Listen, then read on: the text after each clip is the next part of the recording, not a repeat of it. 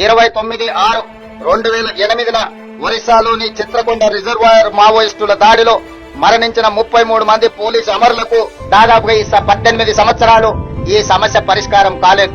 అందుకే ఈనాడు తెలంగాణ రాష్ట్ర ప్రభుత్వం ఆ సమస్యను పరిష్కరించి ఆనాడు ప్రాణాలు కోల్పోయిన 33 మంది పోలీసు కుటుంబాలకు ప్రతి ఒక్కరికి 200 గజాల చొప్పున స్థలాన్ని కేటాయించినమని చెప్పడానికి నేను సంతోషిస్తున్నాను.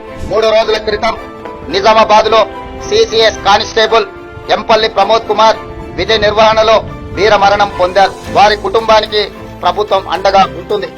వారి కుటుంబానికి 1 కోటి రూపాయల ఎక్స్ గ్రేషియా, అమరుడైన కానిస్టేబుల్ పదవి విరమణకు వచ్చే లాస్ట్ పే ట్రాన్స్ శాలరీతో పాటు కుటుంబ సభ్యులలో ఒకరికి ప్రభుత్వ ఉద్యోగం, 300 గజాల ఇంటి స్థలం మంజూరు రాష్ట్ర ప్రభుత్వం చేస్తుంది. పోలీసు భద్రత సంక్షేమం నుండి 16 లక్షల ఎక్స్ గ్రేషియా, పోలీసు వెల్ఫేర్ నుండి 8 లక్షల రూపాయల ఎక్స్ గ్రేషియాను ప్రమోద్ కుటుంబానికి చెల్లించి వారి కుటుంబానికి రాష్ట్ర ప్రభుత్వం అండగా నిలబడుతుంది.